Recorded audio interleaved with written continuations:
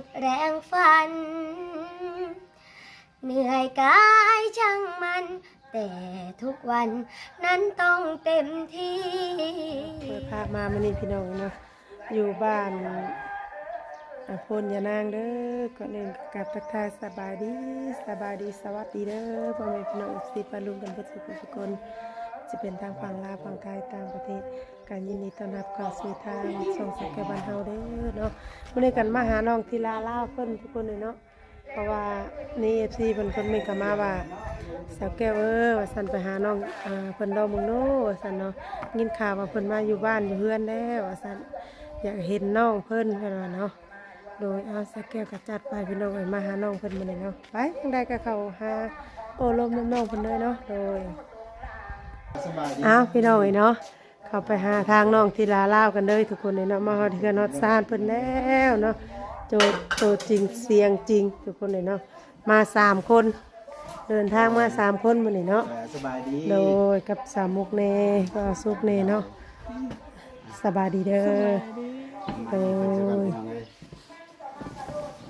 อ้าวสบายดีเด้อ สวัสดีค่ะ สวัสดีจ้า ว่าคนไทยกับลาวแล้วบัดนี้เนาะโอ้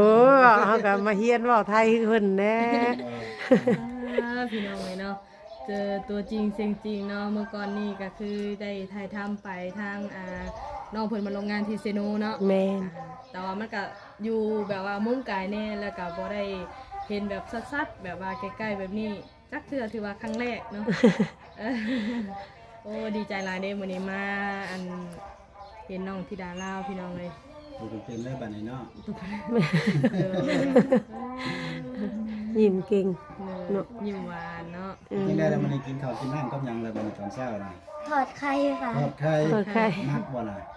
มากอยู่ อา ค่ะ หารโปรดคือน้องเพิ่นนี่มายังมาอยู่เลยว่าหรือว่ายังสิกลับไป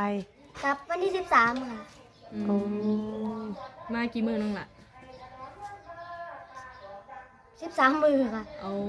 นั่นแหละเห็น FC เพิ่นแจ้งว่าเห็นน้องเพิ่นจะมาอยู่บ้าน2 อาทิตย์เอียงประมาณนี้นะแต่ว่าน่าจะบ่ถึงเนาะก็เกือบนั่นล่ะเนาะ ค่ะ เออ มานี่มาเที่ยวสิบ่หรือว่าจังใด มาอยู่ถาพ่อปู่ก็ไม่พึ่งค่ะ โอ้ เพิ่นไปญี่ปุ่นค่ะ ว้าว คือสิไปเป็นบ่ เพิ่นไปญี่ปุ่นเพิ่นไปเที่ยว แม่น เลยมาพักผ่อนค่ะเพิ่น ค่ะ อืม เพิ่นยิ้มว่าเพิ่นยิ้มเลยเออ ก็ถือว่าช่วงพักหลังนี่ก็จะอยู่ท้ายหลายกว่าอยู่พี่เนาะล่ะเนาะ ค่ะ โอ้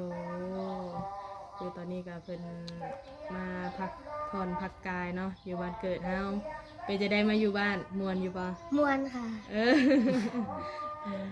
อยู่พี่ก็อยู่พูดอันไหนม่วนกว่ากัน ซ้ำกันค่ะ ต้องกันเออ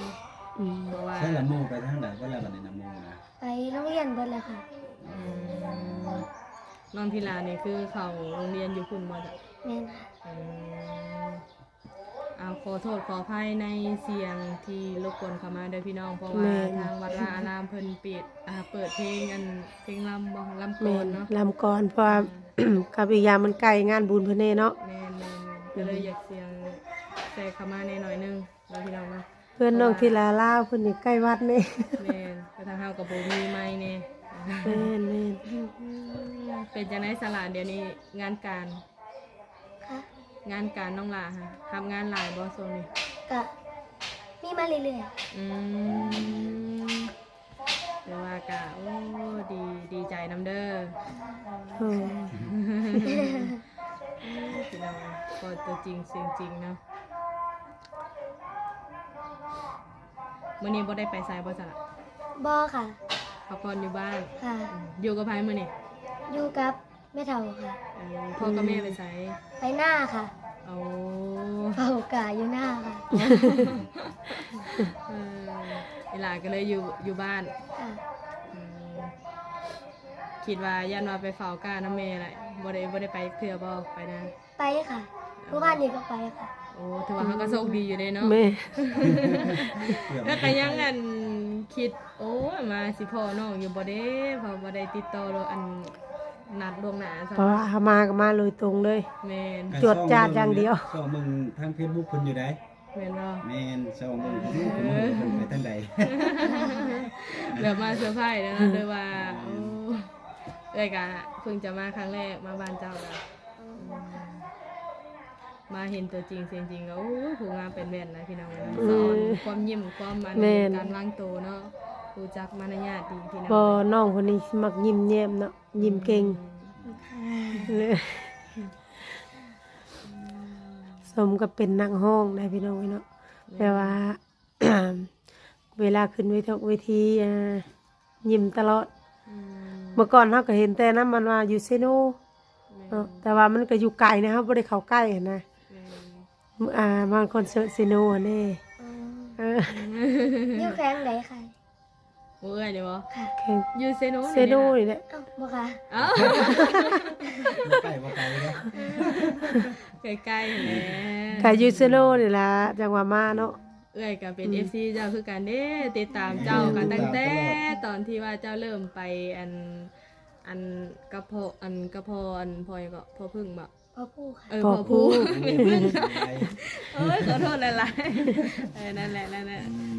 หอบฟันข้ามโค้ง นี่แล้วก็หลังจากนั้นก็ติดตามมาเรื่อยๆแล้วก็ผลงานของน้องเพิ่นก็โด่งดังขึ้นตลอดเลยเนาะส่วนเนาะถือว่ามาแฮงเลยก็ว่าได้เด้เอ้ยก็จนบ่ได้กินฮอดข้าวฮอดน้ำพุ่นน่ะติดตามอย่าเบิ่งแบบว่าทุกการเคลื่อนไหวเด้แบบ โอ้สิมาแบบใดเองแบบตอนนั้นเพิ่นกำลังดังเนาะทางน้องเพิ่นน่ะก็ดีใจนํที่ว่าแบบ คือสิว่าแล้วก็มันก็ส่วนน้อยเนาะที่ว่าแบบว่าหนึ่งก็อายุยังน้อยอันสองมาก็คือแบบมีพรสวรรค์ทางด้านนั้นแบบว่าเป็นนักร้องอีกอย่างเสียนะแถมยังไปห้องเพลงอยู่ฟังนั่นเองสินะแล้วก็ดีใจที่ว่ามีคนแบบคอยซัพพอร์ตก็คือพอภูมิแม่พึ่งเนาะอืม เอาถามเป็นจังไดแต่ที่แรกๆอันที่ห้องเพลงนี่มักนํตัวเองบ่หรือว่าจังได เงินนะคะ ไผพาห้องเพลงที่แรกนี่ มักด้วยตัวเองค่ะ อืมยันว่ามีผู้สอนอีหยังประมาณนี้บ่มี บ่มีค่ะ บ่มีเลยจิต เลย ใจ ฟังเอาค่ะ มักด้วยจิตใจค่ะ จิตใจสั่นด้วยตนเองเนาะ อันนี้แหละเพิ่นว่าศิลปินในตัวเนาะ แม่นอืมถือว่าส่วนน้อยเนาะบ่อันนะฮะนะแต่ส่วนหลายนี่ก็คือว่าแหละบ่ปานใดก็น้อยคนในที่ว่าแบบนี้หั้นนะพี่น้องเอ้ยก็เลยแบบสมดังหวังน้องเพิ่นเด้เนาะมามื้อนี้ก็ถือว่าได้เป็นนักร้องเต็มตัวเลยมื้อนี้ เป็นในอันโซนนี้ก็ทางน้องหลาขึ้นเวทีก็ยังตื่นเต้นอยู่บ่ ตื่นเต้นอยู่ค่ะ เอาก็ยังตื่นเต้นอยู่เนาะ ขึ้นครั้งแรกตอนไปขึ้นครั้งแรกเป็นอะไรคือเห็นให้ตื่นเต้นแฮงบ่ ตื่นเต้นเนาะ ไม่ธรรมดานะครับติดตามเจ้านะขึ้นเวทีอยู่ไสสิบ่ฮู้นะ บ่ก็รุ่นนํกันเนาะเพราะว่าเด็กน้อยอายุประมาณส่ำนี้เนาะก็ยังได้เป็นนักร้องจนว่าสามารถไปห้องรำทำเพลงอยู่ไทยจังซี่นะ ไปทางไหนเด้สองสายยาย เนาะไปใส่ เรียกไล่ไปทางไหน สิไปใส่บัดนี้ไผน่ะ อันนี้เป็นอาค่ะ อ๋อ อา เอา สบายดีเด้อแม่เด้อ ไปดี สบายอยู่กับแม่ยาย โดย พี่น้องเลย พ่อใหญ่ไปทางใดซะมื้อนี้โอ้ สิโน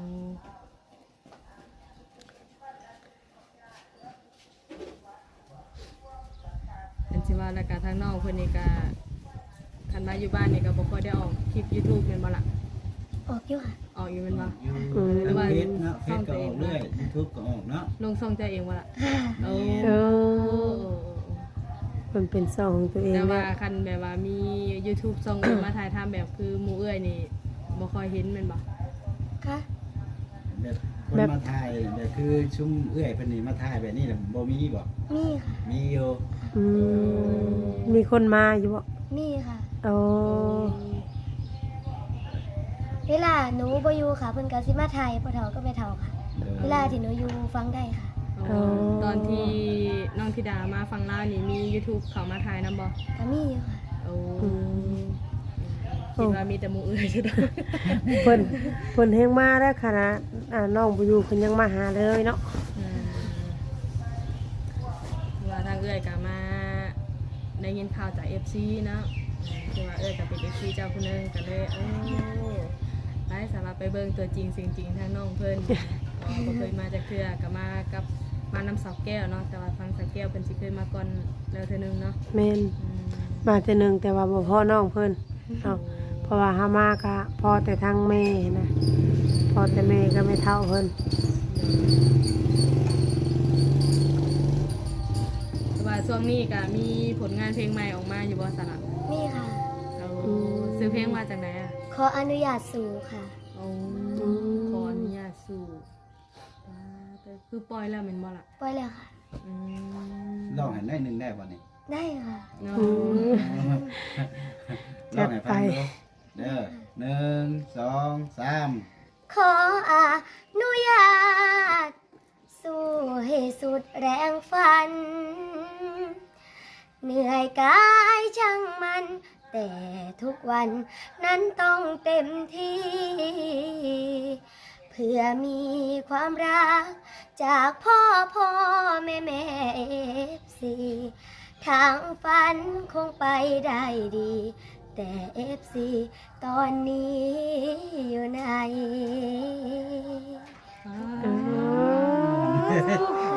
เสียง เสียงนะเนาะ เสียงลำม่วนนะมีหยังของต้นนะบัดนี้เจ้ามีบ่ โอ้ได้ยินเสียงเพลงบ่ แหม่ มี มีอยู่ มีแหละว่าเนาะของขวัญมาฝากเพิ่นเด้เพิ่นร้องเพลงให้ฟังเสียงน้องเพิ่นม่วนเนาะเสียงจริงตัวจริงเสียงจริงได้พี่น้องเนาะบ่ได้เนาะ ผ่านนะ ได้จะครึ่งนึง ยอมนะบ่เอาได้ครึ่งหนึงเอาได้หนึงก็เอา เนาะไหนบ่ เวลาเอ้ยห้องเพลงอยู่เฮือนนี่เขาจนว่า โอ้ยเราบททองบ่เอาห้องว่าทันเพลงเด้หายใจก็ถือหายใจก็ถือก็เศร้าอ่ะบ่อนใดบ่ทันก็ลัดไปนำทึกๆก็ถือว่าได้ อันนี้สุดยอดเนาะ อันนี้คือเพลงใหม่ล่าสุดของน้องตอนนี้เนาะฝากติดตามเพิ่นเด้อพี่น้องเอ้ย ว่าทาง FC สามุกหรือว่า FC น้องธิดาเนาะก็เข้ามาเป็นกำลังใจทางน้องเพิ่นเด้อทุกคนเนาะแล้วก็ฝากติดตามผลงานเพลงของเพิ่นเนาะ ฝากเป็นกำลังใจให้น้องธิดาเราด้วยด้วยค่ะ เนาะคอยว่าเบิ่งเฮาเบิ่งน้ำโทรศัพท์เนาะมันน้องเพิ่นสิตัวใหญ่เนาะน้องเพิ่นสิตัวใหญ่ถ้าเราเห็นตัวจริงนี่บ่ใหญ่เบิ่งรถรูปนี่ เรียกว่าสูงเนาะ แม่น น้องเพิ่นสูง คนสูงบาง คิงบางลังเล็กสูง ไปที่แรกๆนี่เป็นจังไดบ่ได้อยากมาบ่หรือว่าแนวใด ค่ะ ไปครั้งแรกนี่ คิดฮอดบ้านเด้อ เพิ่นว่า จะมีให้เพิ่นได้เนาะ ค่ะ ตอนนี้คือสิสิ้นแล้วตอนนี้เนาะ ค่ะ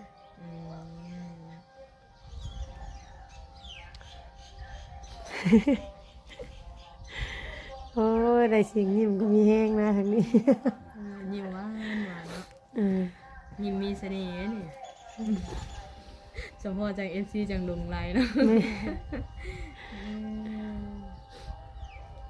เดินทางมาไกลปะคะนี่ กะบ่ไกลจากสโนมาจากกิโลเฮ้ยฮอดบ่ กลัวแล้วสิ10 กิโล แล้วก็17กิโลฮอดสิ สมควรอยู่เนาะ เจ้าบอกข่อยว่าบอกไกลข่อยรถแนมหน้าข่อยแนมหน้าข่อยสองผัวเมียนี่คือบ่ห้วยรถจักคือบ่เวจักคือ บ่แม่นที่แรกก็ฮอดบ้านนั่นบ้านแล้วนี่ฮอดอยู่แต่ว่าเขาว่าอ้าว ทางเขาอีกแล้วน่ะ แม่นอยู่บ่เขาว่าคือมันนานฮอดแท้เฮือนแล้วนี่เขาว่า มาเมื่อก่อนยังบ่ได้เทปูนเด้เนาะมาบัดนี้เทปูนนี่ทางเขาทางนี้ มาปีที่แล้วเพิ่นยังบ่ได้เทปูนเด้ แม่ มานี่อ้าวแม่นบ่บ้านนี่ว่ะเพราะว่าเทปูนแล้ววันนี้บ่สิจื้อมาจื้อห้านเวียดนี่ได้ มาจื้อห้านเวียดแม่นได้ว่ะมันว่าเอาสามโมงอีกถามมาฮอดล่ะบ่เพิ่นว่า ว่าสิตัวเพิ่นต่อยังอีกจักครึ่งนึงว่ะเออไก่ก็มาฮอดไก่ก็มาฮอดใจมันมานี่เนาะ เอ้ยค่ะบ่คิดได้บ่เอ้ยสิได้มาหาเจ้าบ่นี่ ถามเพิ่นมาบ่ มาเพิ่นเอาเพิ่นพามาเอ้ยก็มานำตัวทางน้องเพิ่นนี่ก็ไปอยู่ไทยกันฮอดแล้วบ่ปีหนึงเลย จักเลยถามเพิ่น เติบได้เนาะน้อง ฮอดปีบ่ ใกล้สิฮอดปีแล้วค่ะ โอ้ใกล้สิฮอดถือว่าเกือบละประมาณ10 เดือนหรือ11 เดือนนี่เนาะเออ มีน้องจักคนก็ 4 คนค่ะ มีน้องซี่ ค่ะ เจ้าเป็นคนที่หนึ่งลูกกกบ่ อัน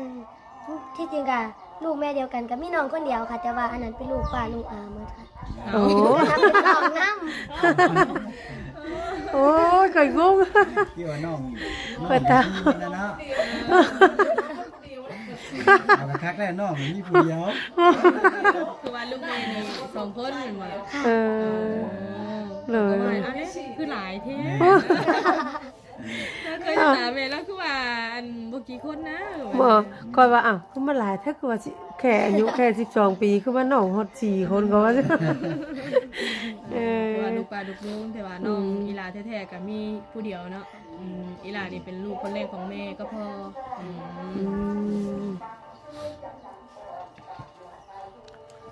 เป็นจังได๋หลังจากที่ว่ามาอยู่บ้านเฮาก็โอเคอยู่บ่ ำโอเคอยู่ค่ะมีความสุขอยู่ แต่ว่าอย่างเงียบๆหน่อยนึงเนาะเพราะว่าช่วงนี้เป็นฤดูไก่ลงไห้ลงหน้าเนาะเขาเจ้าก็ไปให้ไปหน้าน้ำพี่น้องเลยเพราะว่าตามที่หมู่เอ้ยเข้ามานี่ก็อยากเงียบๆเลยเนาะ เงียบ เพื่อนซานบ้านทรงทางเข้ามานะเนาะ เออ เพราะว่าช่วงนี้มันก็ฮอดฤดูยามไห้ยามหน้าแล้วบางคนก็ไปป้านคันไห้คันหน้าเนาะเตรียมตกกาบ้านมุกพี่น้องเลย อืม แต่ว่าก็ยังดีเด้มาเฮาก็มาพอน้องอยู่เพื่อนนี่เนาะ นี่ได้กล้าได้บุ้งบนระบอทางเจ้าเลยทางหน้าเจ้าได้กล้าระบอ ยังบ่ใหญ่ค่ะ ว บ้านนี่ค่ะ หวานแล้วเนาะ วานแล้วอืม เพิ่นอยู่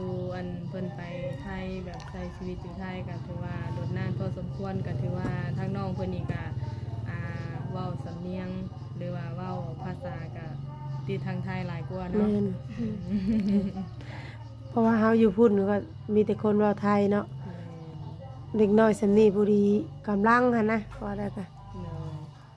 ถือว่าถ้าไปในเขตอื่นที่ว่าเพิ่นที่บ่ฮู้เนาะถ้าว่าน้องธิดาบ่บอกว่าคนลาวนี่เอ้ยว่ายันเพิ่นเชื่อเลยเว้าไทยชัดเจนเลย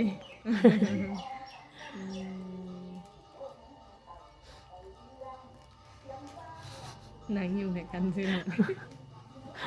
โอ้ยพี่น้องบ่เดี๋ยวเอาของฝากของต้อนมาให้น้องเพิ่นกัน แม่นไปเอาก่อนบัดนี้เนาะ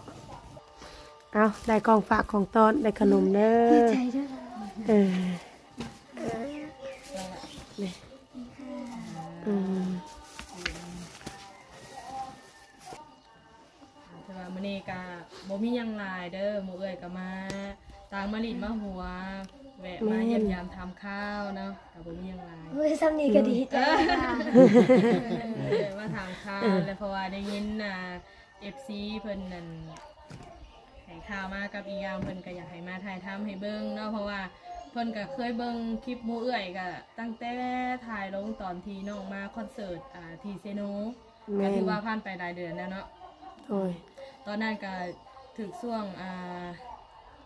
ฮอดบ่เดือน12 ช่วงปีใหม่เลย ปีใหม่เล ปี ยแหละ ใหม่เนาะ แม่น 12เดือน1 ช่วงปีใหม่เนาะทีลาลาวเนาะ วันที่29เนาะแม่นบ่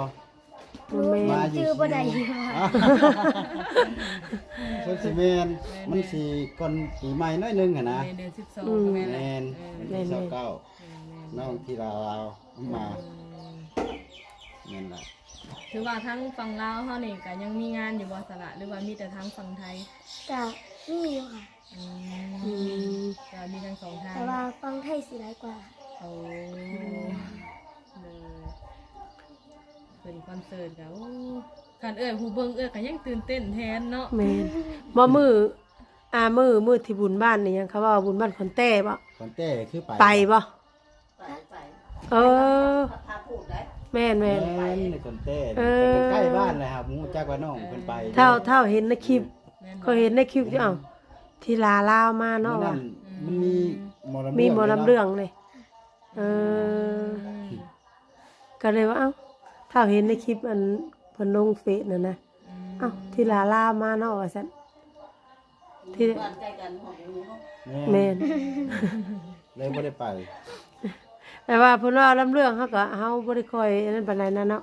บ่ไปหรอกเบิ่งลำเรื่องว่ะ ความเจ้ากับบุญในบ้านนี่เด้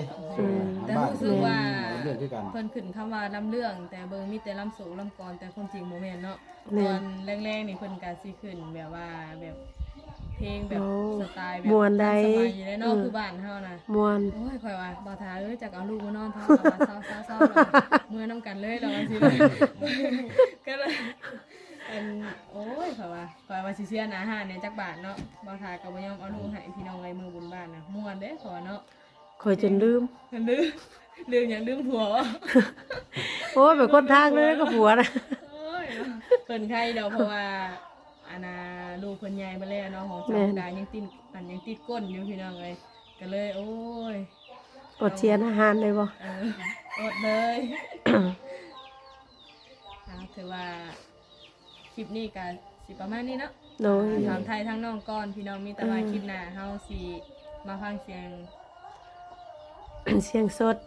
เสียงสดอีกรอบห โด นึง ย เนาะ ให้น้องเพิ่นร้องเพลงให้ฟัง อันแบบ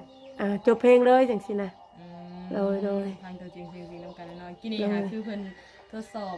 เพลงที่ว่าเพิ่นกำลังปล่อยเนาะล่ะเนาะ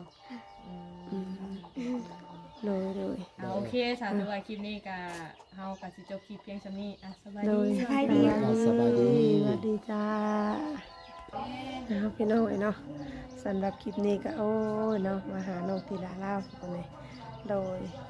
มาดิมาหัวมาแวะดีน้ำน้องเพิ่นนี่แหละเนาะถือว่าน้องเพิ่นเป็นเด็กรับคนหนึ่งเนาะเป็นยิ้มแย้มแจ่มใสนิสัยดีพี่น้องเนาะก็เป็นขวัญใจ FC ปัจจุบันสุคนเนาะเป็นกำลังใจให้น้องเพิ่นนี่เด้อเนาะฝากเป็นกำลังใจให้น้องและทั้งสแกนนี่เด้อเนาะโดยเอาสำหรับคลิปนี้ไปแล้วทุกคนเลยเนาะพอกันในคลิปต่อไปทุกคนเลยเนาะในคลิปที่ว่ายังสิถ่ายทำน้องคนอีกเทีนึงเนาะโดยเอาสำหรับคลิปนี้ไปแล้วสบายดีบ๊ายบาย